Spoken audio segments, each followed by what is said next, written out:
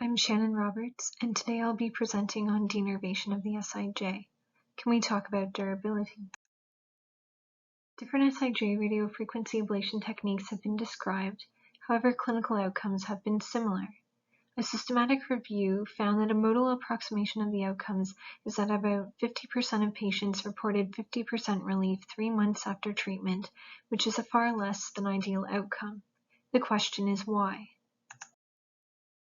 The posterior aspect of the SIJ is innervated by the posterior sacral network, a fine nerve plexus formed by the lateral branches of S1 to S3, plus or minus L5 and S4. There's variation in the number and location of the lateral branches as they emerge from the posterior sacral foramina. Our research team conducted 2 anatomical studies comparing lateral branch capture rates of different SIJ RFA techniques. The lateral branches were exposed, and radio-opaque wires were sutured over the lateral branches in 40 cadaveric SIJs. Then, anterior-posterior fluoroscopic imaging through the S1 superior end plate was obtained. Next, RFA lesions were mapped on fluoroscopic images for different SIJ RFA techniques, and lateral branch capture rates were quantified and compared among techniques to determine if current targets are adequate to capture all lateral branches, which is the goal of SIJ RFA, and to propose new fluoroscopic targets.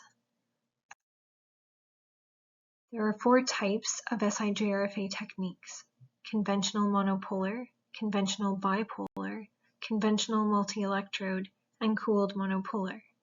Today we'll look at different SIJ RFA techniques and compare their lateral branch capture rates from anatomical studies to clinical outcomes. The most commonly used needle placement locations for conventional monopolar techniques are 1 o'clock, 3 o'clock, and 5:30 on the right at S1 and S2, and 1:30 and 4:30 at S3, with mirror needle placements on the left, placed 3 to 5 millimeters from the lateral border of the posterior sacral foramina. Spherical lesions with a diameter of 3 to 4 millimeters are produced based on findings in ex vivo bovine muscle using a 22-gauge conventional RF cannula with a 4 millimeter active tip at 80 and 90 degrees Celsius for 90 seconds. The L5 dorsal ramus and L4 in some studies were also lesioned. Anatomical studies found that all lateral branches would be captured in only 2.5 to 12.5% of specimens. In comparison, clinical studies found that 16 to 81% of patients achieved greater than or equal to 50% pain relief at 6 months post-RFA, and 11% of patients at 12 months.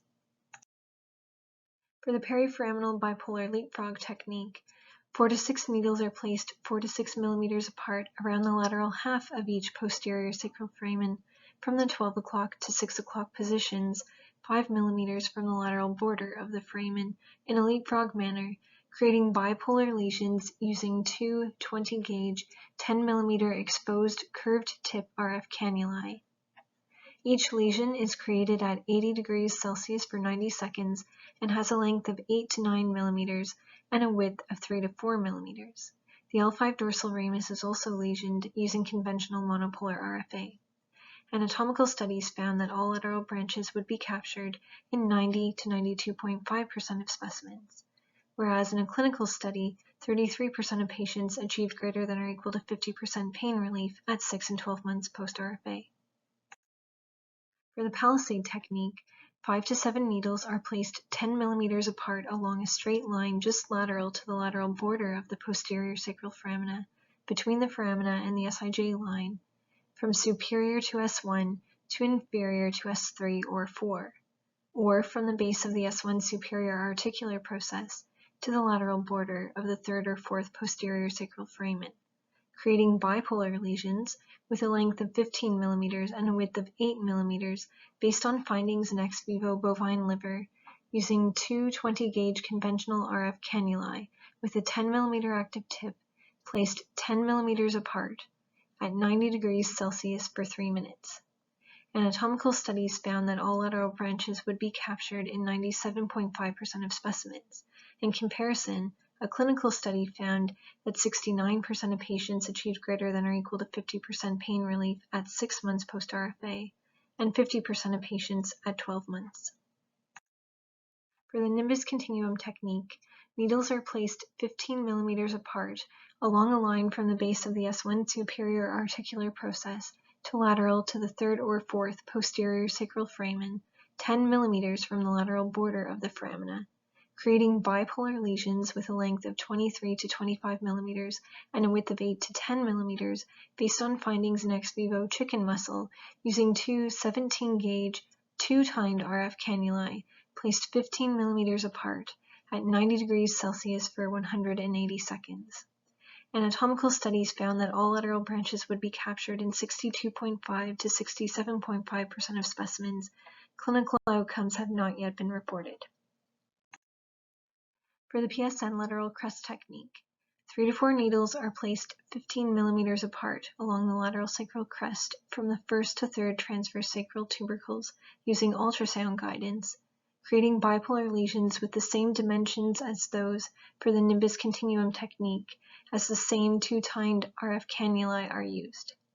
Anatomical studies found that all lateral branches would be captured in 97.5% of specimens, whereas a clinical study found that 41.9% of patients achieved greater than or equal to 50% pain relief at 6 months post-RFA, and 25.8% of patients at 12 months. For the simplicity technique, a single probe with 3 active electrodes that create 3 monopolar lesions and 2 bipolar lesions in series is used. The probe is placed lateral to the posterior sacral foramina and medial to the SIJ from the 4th posterior sacral foramen to the sacral ala, following the curvature of the sacrum. Each lesion is created at 80 degrees Celsius or 85 degrees Celsius for 60 to 90 seconds, producing a strip lesion with a length of 52.5 millimeters and a width of 9 millimeters. Anatomical studies did not investigate this technique. However, clinical outcomes have been reported as 36% to 71% of patients achieving greater than or equal to 50% pain relief at 6 months, compared to 15.6% to 35.7% of patients at 12 months. The most commonly used needle placement locations for the cooled monopolar technique are 2:30, 4 o'clock, and 5:30 on the right at S1 and S2, and 2:30 and 4 o'clock at S3, with mirror placements on the left. Alternative needle placements are 1 o'clock, 3 o'clock, and 5:30 on the right at S1 and S2, and 1:30 and 4:30 at S3 with mirror placements on the left, located 8 to 10 millimeters from the lateral border of the posterior sacral foramina. Spherical lesions with a diameter of 8 to 10 millimeters are produced based on findings in ex vivo chicken muscle and bovine liver, using an 18-gauge cooled RF electrode with a 4 millimeter active tip at 60 degrees Celsius for 2.5 minutes. The L5 dorsal ramus and L4 in some studies are also lesioned using conventional monopolar RFA. Anatomical studies found that all lateral branches would be captured in 60% of specimens, with the most commonly used targets versus 20 to 92.5% of specimens with the alternative targets. Clinical studies have found that 19 to 82% of patients achieved greater than or equal to 50% pain relief at 6 months post-RFA, compared to 9% to 73% of patients at 12 months. This graph shows the percent of SIJ specimens with 100% of lateral branches captured. We can see that some of the bipolar and cooled monopolar RFA techniques had the greatest 100% lateral branch capture rates. These findings demonstrate the importance of creating a continuous strip of overlapping lesions to account for anatomical variations and optimize lateral branch capture rates. Stout et al. Proposed new cooled monopolar RFA targets that improved lateral branch miss rates and would capture all lateral branches in 95% of specimens. The clinical outcomes for this technique have not yet been investigated. More recent endoscopic SIJ complex RFA techniques lesioned the perforating branches innervating the posterior SIJ capsule, along the course of the long posterior sacroiliac ligament, the lateral margins of the S1 to S3 posterior sacral foramina to capture the lateral branches, and the L4 to S1 medial branches along the lateral facet margins. creating conventional monopolar or bipolar lesions. Clinical studies have found a 54% reduction from baseline in the mean VAS score at 6 months post-RFA and a 61% reduction from baseline in VAS score at 24 months post-RFA. In conclusion, the anatomical targets for some cooled and bipolar RFA techniques were found to be adequate. They're capable of capturing all lateral branches in greater than or equal to 90% of SIJ specimens. However, the lesion size assumptions are based on findings in bench studies that used ex vivo animal tissues. In vivo human lesion sizes may be different and impact clinical outcomes. Strategies to optimize clinical outcomes include, most importantly, the use of valid diagnostic blocks. To date, most SIJ-RFA studies used intra-articular injections, which have not been validated as a diagnostic test to select patients for SIJ-RFA. This may increase the false positive rate and therefore decrease the success rate of SIJ-RFA.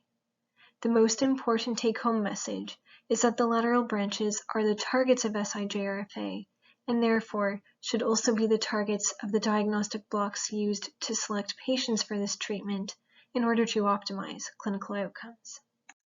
Thank you very much.